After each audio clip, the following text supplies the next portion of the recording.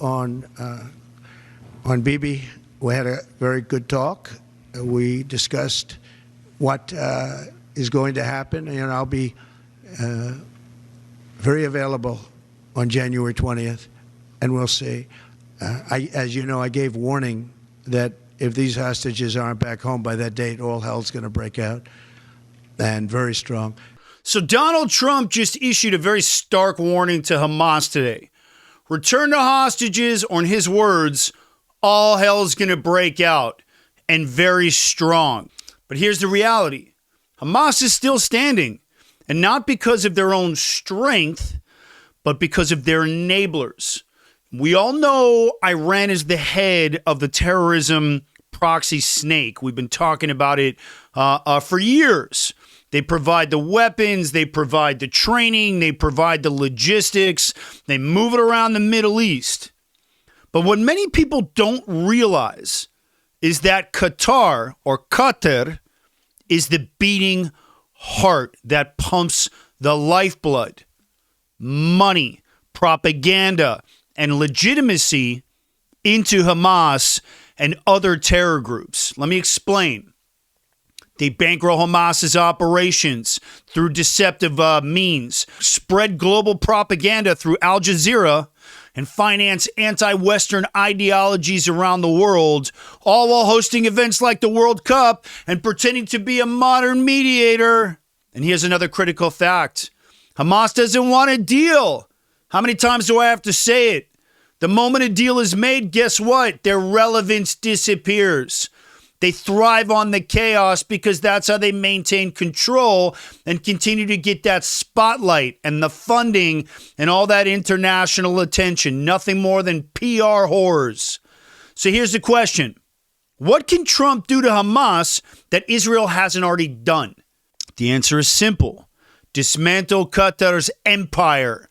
And tonight on this episode, I'm going to break down how Qatar sustains global terrorism, explain who Hamas really listens to, and show you how Trump could use his business expertise to dismantle this terror empire once and for all.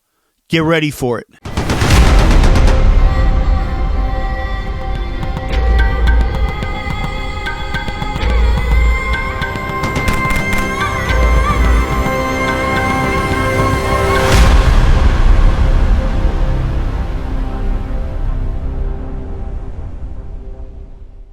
So to understand Hamas's survival, you have to have a look at Qatar, or Qatar. They're not just a bystander here in the middle of the hostage negotiations. They're literally the backbone. And since 2012, Qatar has pumped over $1.3 billion into Gaza, officially labeled as humanitarian aid. But since Hamas controls Gaza, that money ends up in whose hands? Hamas. And Qatar also provides $30 million per month for salaries and operational needs in Gaza. Money that frees up Hamas's other resources to focus on their military operations. Over the years, Qatar has transferred more than $1.8 billion to Hamas, making it their largest financial backer. Why aren't we talking about this? Oh, and then there's Al Jazeera. Qatar owns it. And it's not just a news network. It's a literal global propaganda machine. And Al Jazeera paints Hamas as freedom fighters while demonizing Israel, spreading anti-Western narratives to audiences worldwide. I can assure you what they're showing in English is different to what the Arab world is hearing. And here's the evidence. Egypt banned Al Jazeera in 2013, accusing them of inciting violence and supporting the Muslim Brotherhood. Saudi Arabia, the UAE, and Bahrain also blocked Al Jazeera's channels, accusing it of promoting terrorism and extremist ideologies. You know you're in trouble when the Arabs are banning you. Israel has restricted Al Jazeera's operations, accusing it of inciting violence and supporting terrorist organizations. They just shut down their office. And Jordan shut down Al Jazeera's offices, aligning with regional powers, accusing the network of incitement. And most recently, the Palestinian Authority, the Palestinians in the West Bank, banned Al Jazeera, accusing it of spreading incitement amid clashes between the Palestinian Authority security forces and the terrorist factions in Jenin, the Islamic Jihad, Hamas, all those remnants. And these bans just show the widespread perception of Al Jazeera as a tool for Qatari influence and promoting those narratives that align with Qatar's foreign policy objectives at the expense of regional stability.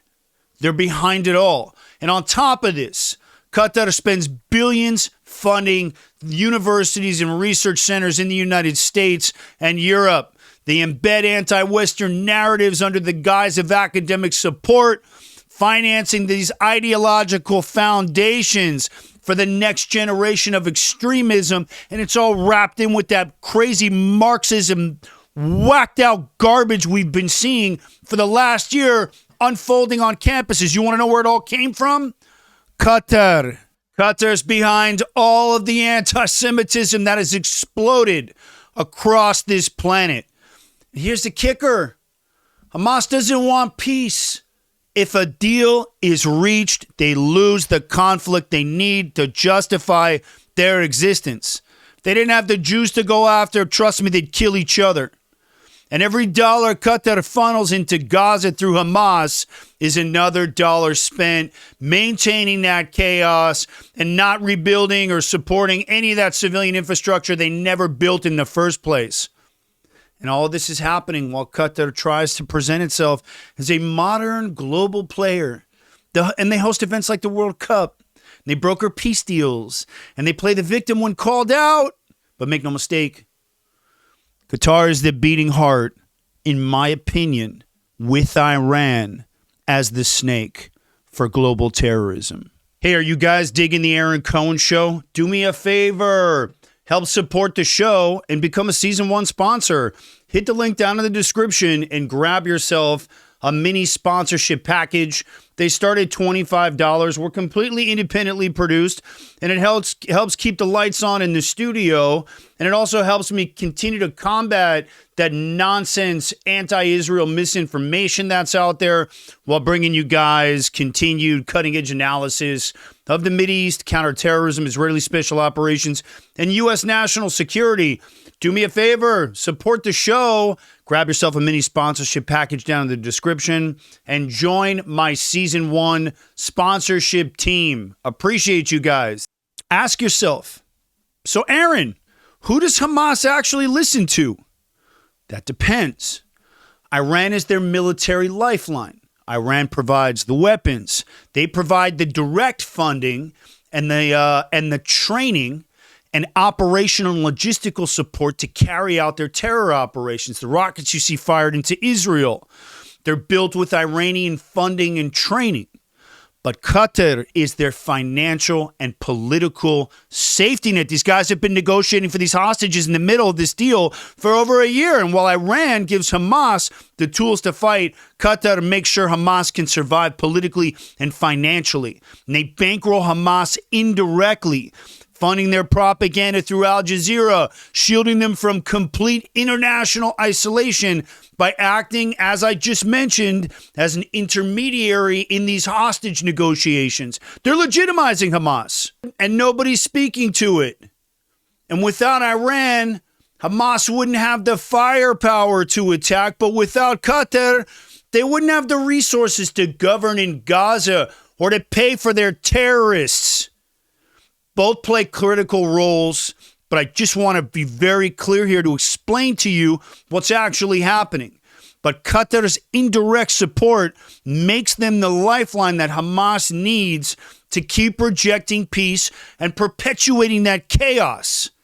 And so, this is where President-elect Donald Trump's unique skill set, in my opinion, can come into play. Trump understands leverage better than most politicians. These idiots sit in politics, but they have no real-world experience. Trump came up in the business world. He got knocked on his ass and got back up a zillion times. He understands what it takes to become a proper minted billionaire. And he understands leverage better than most politicians, like I said, and knows how to exploit those pressure points, which is what we use in the intelligence world. Let's talk about those. First, there's economic pressure. Qatar's economy is built on liquefied natural gas, LNG exports, making them the largest exporter in the world. That's why these idiots are billionaires. And Trump could impose tariffs or trade restrictions on Qatari LNG and disrupt their financial systems with targeted sanctions and rally allies internationally to seek alternative energy supplies. Boop! Second, diplomatic isolation. Qatar thrives on the global image as a mediator and modern nation. With their little jerseys and their little World Cup. And Trump could lead a diplomatic campaign, force it to expose their terror ties, forcing Western allies to isolate them completely, politically, economically. Done. Third, military leverage. Qatar hosts the Al Udeid Air Base. It's the largest U.S. military base in the Middle East. Trump could threaten to scale back or relocate the U.S. presence there, leaving Qatar vulnerable to regional threats like Iran and Saudi Arabia. Trump's approach, in my opinion, with his expertise would be simple. Back Qatar into a corner and force them to choose between their global reputation and their terror alliances. It's enough. And with Qatar's economy and security at stake, they'd have no choice but to cave. Bye-bye, Hamas. Your lifeline is now cut. The bottom line is this. Let me say it again. Iran may be the head of the terror proxy snake, but Qatar is the beating heart that keeps that animal alive. They bankroll Hamas through all kinds of organizations, through deception. They fuel propaganda, which is destroying the United States and Canada and Europe. And they give terrorists the resources to reject peace and sustain that chaos. It's enough.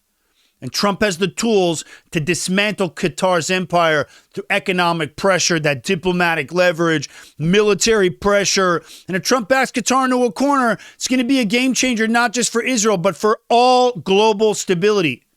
Why are all these Arabs cutting off Al Jazeera? Think about it. Qatar wants to play both sides. Cool. No problem. Trump knows how to deal with manipulators like this. He'll use their money and their reputation and their own greed, and he'll just flip it against them. Have fun. Anyways, I want to thank you guys for watching this one. I'm going to come back to it.